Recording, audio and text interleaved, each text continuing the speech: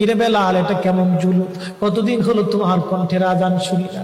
বেলাল রে, তোর কি মন চায় না আমি নবীর জিয়ারতে আসতে? বেলাল আয়, আমি নবীর জিয়ারতে আয় রে বেলাল আয়, কতদিন হলো তোমার কণ্ঠের আজান শুনি না।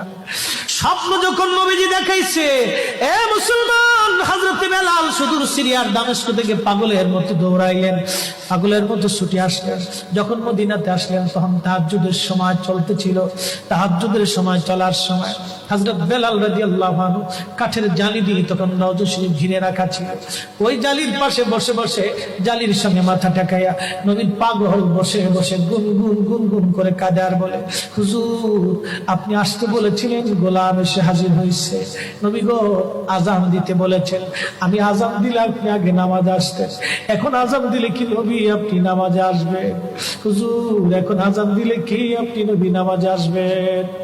নতুন মুয়াজ্জিন আসছে আজান দেওয়ার জন্য, এসে দেখে নবীর মুয়াজ্জিন বেলাল কাঁদে। ডাক দেখে মদিনাবাসী, শুনছো নবীর মুয়াজ্জিন ফিরে এসেছে, বেলাল আসছে, বেলাল ফিরে আসছে। এই কথা শোনার পরে সব সাহাবী ঘর থেকে বের হয়ে দৌড়ায় এসে দেখে বেলাল কাঁদে। সাহাবীরা বলে, বেলাল আজান দাও, কতদিন হলো তোমার কণ্ঠের আজান শুনি না।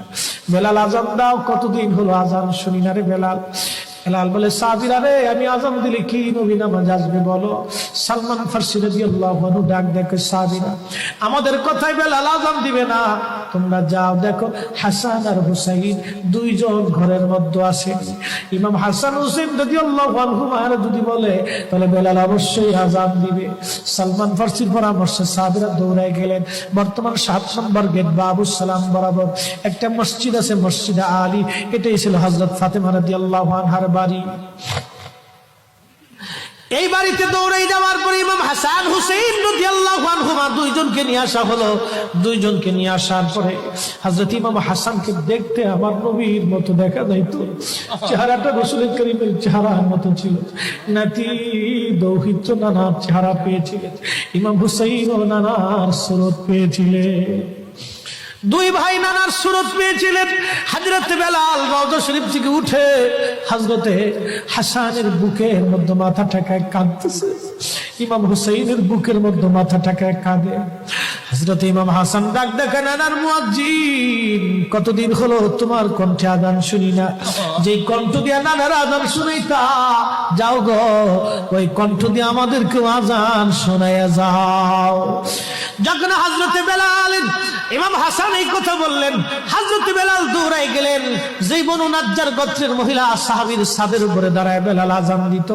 আবু দাউদের 519 নম্বর হাদিসের মধ্যে আসছে, প্রত্যেক ফজরের নামাজের শুভেচ্ছা আদিকের আগে বেলাল দাঁড়াইতেন। দাঁড়ায় আজানের আগে বলতেন, আল্লাহুম্মা ইন্নী আহমাদুকা ওয়া নাস্তাঈনুকা আলা কুরাইশিন ইউকিমুদ্দীনাক। প্রত্যেক ফজরের আজানের আগে এই দোয়াটা পড়ে বেলাল আজান শুরু করতেন। হযরত বেলাল রাদিয়াল্লাহু আনহু আজকে তাহাজ্জুদের আজান দিতে গেছে।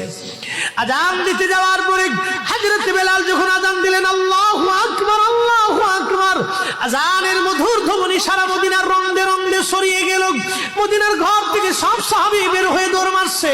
আবার যখন বলেন আল্লাহু আকবার, আল্লাহু আকবার, সব সাহাবী, মহিলা, বৃদ্ধ, বনিতা ঘর থেকে বের হয়ে দৌড় মারছে।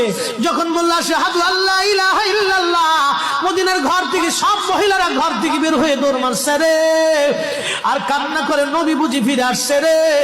আবার যখন বলেন আশহাদু আল্লা ইলাহা ইল্লাল্লাহ, তখন মদিনার মানুষ কান্না করতেছিল, গুন গুন গুন গুন করে কান্না করে।